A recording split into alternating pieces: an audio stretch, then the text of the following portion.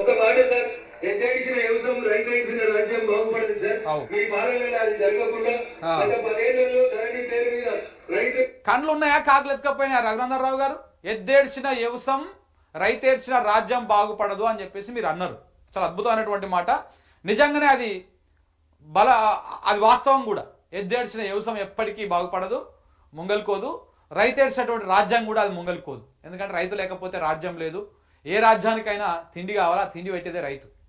ఏ వ్యవసాయానికైనా ఎద్దు కావాలి, ఆ ఎద్దు లేకపోతే వ్యవసాయం లేదు. మరి మీ కళ్ళు ఉన్నాయా కాకులు ఎత్తుకపోయినాయా, లేకపోతే కళ్ళు ఉన్నాయా కనపడతలేవా, కబోద్ అయిపోయినా తెలియదు.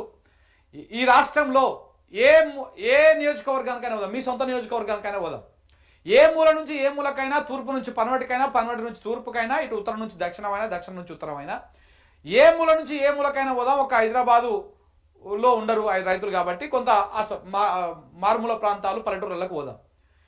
ఏ రైతు సంతోషంగా ఉన్నాడు, ఏ ఎద్దు ఏడుస్తలేదు, ఏది అద్భుతంగా ఉందో ఒకసారి మీ సంవత్సరంన్నర కాలంలో ఎలా ఉందో ఒకసారి మనం పోయి కనుక్కుందాం. ఎద్దేడ్చిన వ్యవసాయం రైతేడ్చిన రాజ్యం బాగుపడదు అని చెప్పేసి మీరు అన్నప్పుడు ఇప్పటిదాకా ఏడుస్తున్నటువంటి ఏడుపులు మీ కళ్ళకు కనపడతలేదా? ఇప్పటిదాకా పడుతున్నటువంటి రైతు గోసలు మీ కళ్ళకు కనపడతలేవా? మీ చెవులకు వినపడతలేవా?